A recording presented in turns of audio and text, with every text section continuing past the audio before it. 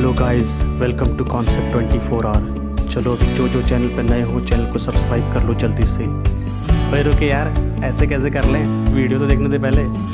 ओ हाँ, पहले वीडियो देख लो उसके बाद कर देना। Hi guys, my name is Sunny, welcome to concept 24 hour. Well guys, आज हम लोग पढ़ने वाले हैं ओम्स लॉ।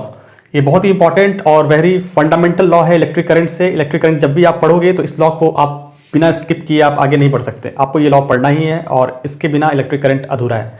जैसे हम बोलते हैं ना कि अगर आप आगरा गए हो तो आपने ताजमहल जरूर देखा होगा, ठीक उसी तरह से अगर आप इलेक्ट्रिक करंट पढ़े हो और अगर आपसे कोई सवाल करता है तो आपसे सबसे पहला सवाल ओम्स लॉ ही करेगा कि व्हाट इज ओम्स लॉ। इसलिए इस लॉ को बहुत अच्छी तरह से आप समझ लो, ठीक है। तो यहां पर सबसे पहले स्टार्टिंग करेंगे इसके हिस्ट्री से। तो इस लॉ को देने वाले जो महान साइंटिस्ट थे उनका नाम था सर जॉर्ज साइमन ओम। इन्हीं के नाम पर ओम्स लॉ पड़ा है। ऑलमोस्ट ये 19th सेंचुरी में ये लॉ आया था। ये लॉ जो है हमें वोल्टेज और करंट के बीच में रिलेशन देता है और वहां पर एक रेजिस्टेंस भी है। रेजिस्टेंस के बारे में हम लोग लेटर ऑन पढ़ने वाले हैं इसी लेक्चर में। वोल्टेज और करंट को ये रिलेट करता है बेसिकली, कि वोल्टेज क्या है और करंट क्या है और उसको आपस में रिलेट करता है, ठीक है ना। कैसे रिलेट करता है देखो। वेल, हम लोग पढ़ चुके हैं कि किसी भी कंडक्टर में अगर करंट फ्लो हो रहा है तो वहां जो करंट फ्लो होने के लिए जो कॉज है, मेन फैक्टर है, उसको क्या कहते हैं? Potential difference. अगर कोई कंडक्टर है तो उसके दो एंड पे पोटेंशियल डिफरेंस क्रिएट कर दो तो वहां करंट फ्लो होने लगता है। जैसे यहां पर ये कंडक्टर है, इसका ये एंड पॉइंट है और इस पॉइंट को अगर हम बैटरी से कनेक्ट कर दें, क्यों बैटरी से कनेक्ट कर रहे हैं? क्योंकि बैटरी हमें क्या प्रोवाइड करेगा? पोटेंशियल डिफरेंस, या जिसको हम वोल्टेज भी कहते हैं। तो अगर इसके एंड पॉइंट को अगर हम बैटरी से कनेक्ट कर दें और इसका भी बी को भी अगर हम बैटरी के दूसरे एंड से कनेक्ट कर दें तो ये जो पोटेंशियल है ये हायर पॉइंट है और ये लोअर पॉइंट है। तो यहां पर एक हायर पोटेंशियल क्रिएट हो जाएगा और यहां पर लोअर पोटेंशियल, मींस ए और बी के बीच में क्या क्रिएट हो गया? पोटेंशियल डिफरेंस आ गया और इसके कारण यहां पर क्या फ्लो होगा? करंट। इतना बेसिक्स तो हम जान रहे हैं, ठीक है। अब ओम्स लॉ क्या कहता है कि ये वोल्टेज और करंट में डायरेक्ट रिलेशन है। देखो statement, the electric current flowing through any conductor is directly proportional to potential difference. Direct proportional का मतलब अगर आप पोटेंशियल डिफरेंस बढ़ा रहे हो तो करंट भी बढ़ेगा और उसी प्रोपोर्शन में बढ़ेगा। जिस प्रोपोर्शनेट में वोल्टेज बढ़ा रहे हो उसी रेशियो में करंट भी बढ़ेगा। ये हम लोग देखेंगे एक्सपेरिमेंटल वेरिफिकेशन में, हम लोग देखने वाले ये चीज, ठीक है। और अगर आप वोल्टेज को घटाओगे तो करंट भी घट जाएगा। मतलब अगर आप वोल्टेज को बढ़ा रहे हो, बैटरी अगर आप ज्यादा वोल्टेज का यूज कर रहे हो तो करंट बढ़ जाएगा। बैटरी अगर कम वोल्टेज का यूज कर रहे हो तो करंट क्या हो जाएगा? घट जाएगा। यही सिंपल सा लॉ है। मैथमेटिकली अगर देखेंगे तो current is directly proportional to V. Current जो है वो डायरेक्टली प्रोपोर्शनल है वी पे।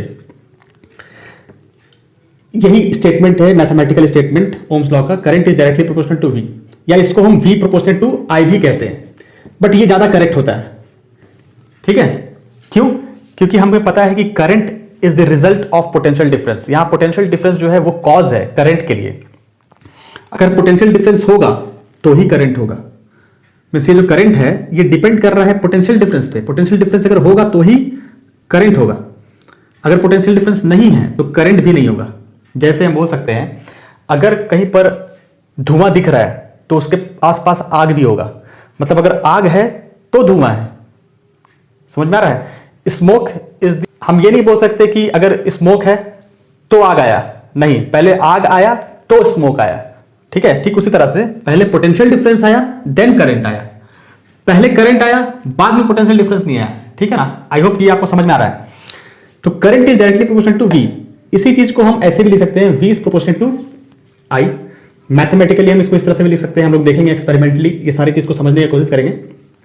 We is equal to R I. Proportionate को हटाएं, प्रोपोर्शनेट का अगर हम ये साइन को हटाते हैं तो कांस्टेंट देते हैं। इसके बारे में भी हम लोग समझेंगे। तो V is equal to I R. ये क्या हो गया? ये ओम्स लॉ का मैथमेटिकल फॉर्मूला है जो ये बता रहा है कि V by I is a constant. V by I का जो रेशियो है वो हमेशा हमको कांस्टेंट मिलने वाला है, ठीक है। ये मैथमेटिकल फॉर्मूला है V is equal to I R. आप इसको याद कर सकते हो वीर करके, वीर बहादुर, ठीक है ना, VIR वीर। तो V is equal to I R is the mathematical formula of Ohm's law. Ohm's law का ये मैथमेटिकल स्टेटमेंट है। अब आप बोलोगे कि सर यहां से क्यों नहीं निकल सकता था? तो यहां से भी निकल सकता था। यहां से अगर हम देखेंगे तो यहां से ये हो जाएगा, प्रोपोर्शनल को हटाएंगे तो यहां पर भी एक कांस्टेंट देना पड़ेगा, लेकिन यहां जो कांस्टेंट देते हैं उसको हम जी कह सकते हैं। क्यों जी कह रहे हैं? क्योंकि यहां पर ये कांस्टेंट और ये अंतर ये है कि यहां जो कांस्टेंट हम यूज किए आर, इसको रेजिस्टेंस ऑफ द कंडक्टर कहते हैं। ठीक है, यहां पर देखो, it is a constant called resistance of the conductor of wire. और ये जो कांस्टेंट है इसको हम कंडक्टेंस कहते हैं, कंडक्टेंस ऑफ द कंडक्टर। ये फॉर्मूला उतना फेमस नहीं है जितना ये फॉर्मूला है, V equal to I R ही हम मैक्सिमम टाइम यूज करते हैं और इसी को चलन में लिया गया है। ठीक है ना, अदरवाइज ये फॉर्मूला भी ओम्स लॉ में हम लोग यूज कर सकते थे, बट ये फॉर्मूला ज्यादा फेमस है। ठीक है ना, V equal to I R. यहां पर आप समझो G क्या होगा, G होगा कंडक्टेंस ऑफ द मटेरियल,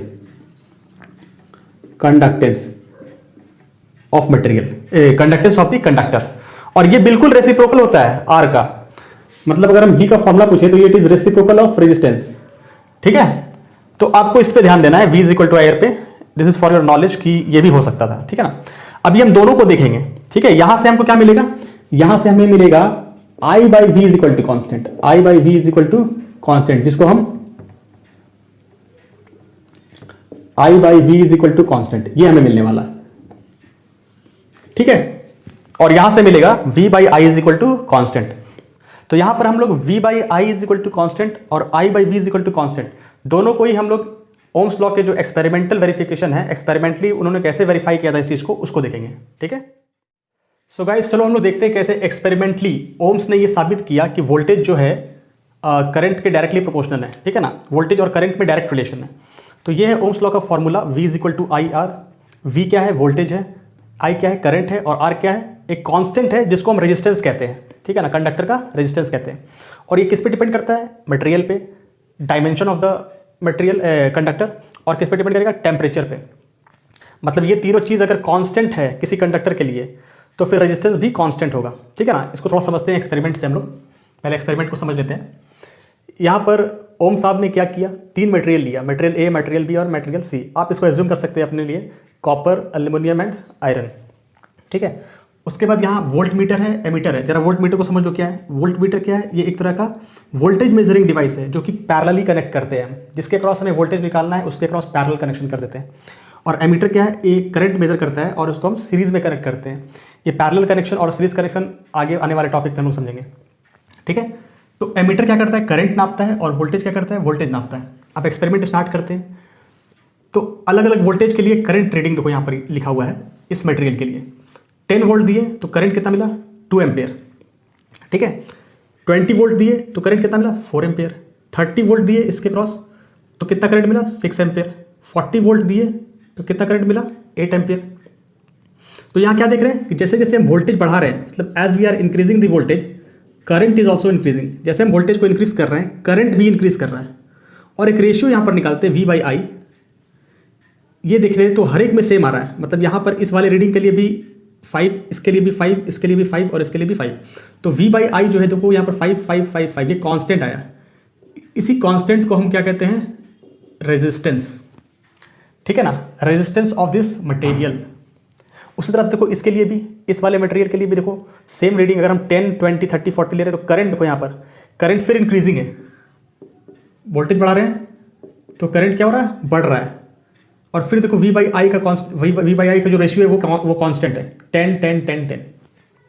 उसी तरह लास्ट वाले में भी करंट इंक्रीज है, वोल्टेज इंक्रीज कर रहे हैं तो हमको करंट भी इंक्रीज मिल रहा है। और V बाई आई का रेशियो देखो कांस्टेंट है।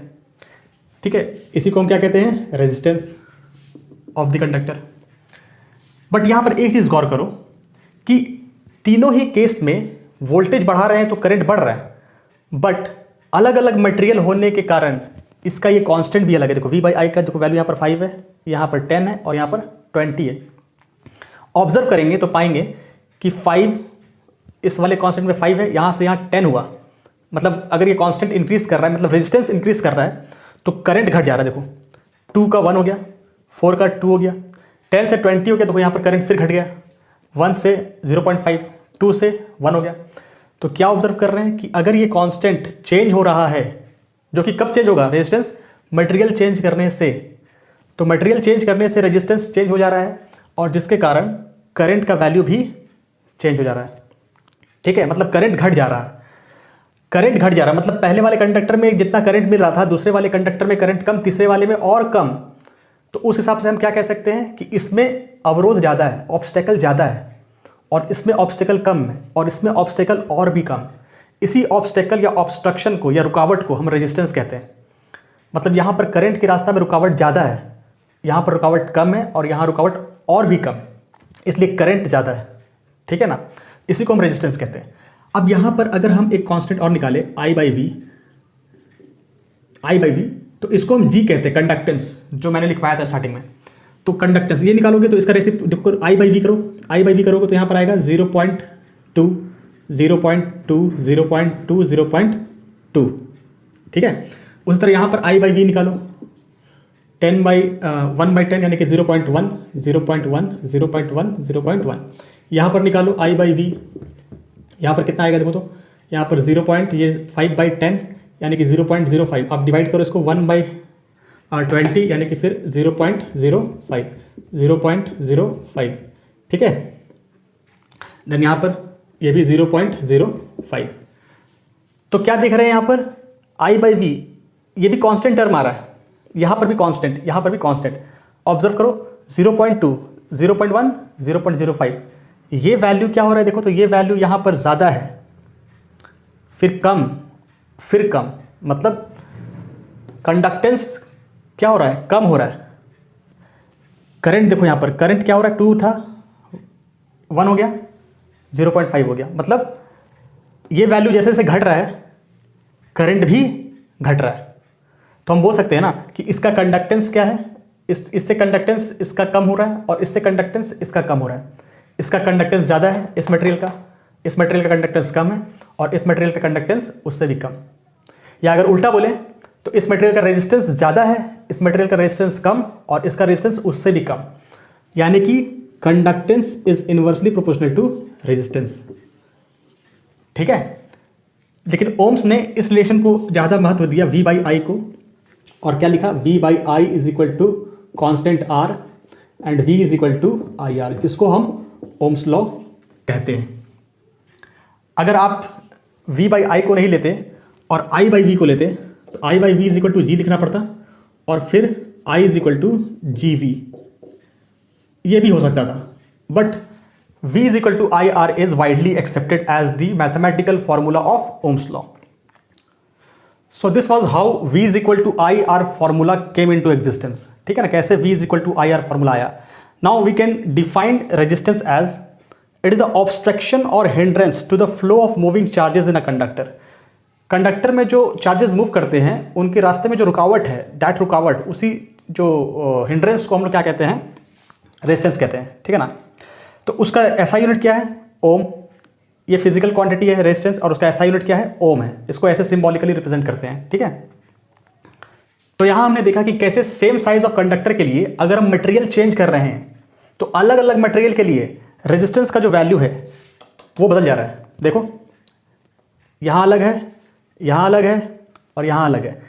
इस मटेरियल के लिए रेजिस्टेंस क्या आया, 5 ओम, इसके लिए 10 ओम और इसके लिए 20 ओम। तो मटेरियल चेंज होने पे रेजिस्टेंस क्या होता है, बदल जाता है। अब हम देखेंगे कि डायमेंशन चेंज होने पर भी रेजिस्टेंस कैसे बदलता है, ठीक है ना, डायमेंशन पे भी डिपेंड करता है। मतलब अगर हम एक ही मटेरियल कंसीडर करें कॉपर का और अलग अलग साइज के लिए, अलग लेंथ के लिए, अलग क्रॉस सेक्शन एरिया के लिए, तो भी रेजिस्टेंस क्या होगा, बदल जाएगा। और टेम्परेचर के लिए भी रेजिस्टेंस डिपेंडेंट है। मतलब अगर हम टेम्परेचर चेंज कर रहे हैं, अगर इस एक्सपेरिमेंट को हम अलग अलग टेम्परेचर में करेंगे तो अलग अलग टेम्परेचर में अलग अलग रेजिस्टेंस का वैल्यू आएगा, ठीक है। इसीलिए जब भी हम इस एक्सपेरिमेंट को कर रहे हैं तो हम मान के चल रहे हैं कि ये एक्सपेरिमेंट कांस्टेंट टेम्परेचर में किया गया है। ये एक्सपेरिमेंट जो है वो कांस्टेंट टेम्परेचर में किया गया है, क्योंकि अगर टेम्परेचर वेरी कर जाएगा तो रेजिस्टेंस भी वेरी कर जाएगा और हमें हर बार ये रीडिंग सेम नहीं मिलने वाला फिर। So now we will see the graph, ठीक है ना, प्लॉटिंग करेंगे V वर्सेस I ग्राफ। जैसा कि हम जानते हैं V is equal to I R, जो ओम्स लॉ का फॉर्मूला है, ये एक लीनियर रिलेशन है, ठीक है ना, लीनियर रिलेशन है V और I का। तो इसका जो भी ग्राफ होगा वो एक स्ट्रेट लाइन बनना चाहिए, ठीक है। तो यहाँ मटेरियल A और मटेरियल B का जो हम लोग रीडिंग लिए थे एक्सपेरिमेंट में, उसी रीडिंग को यहाँ प्लॉट करते हैं। मटेरियल A के लिए 10 वोल्ट पे हमको कितना करंट मिला था, 2 एम्पियर। 20 वोल्ट पे कितना मिला था, 4।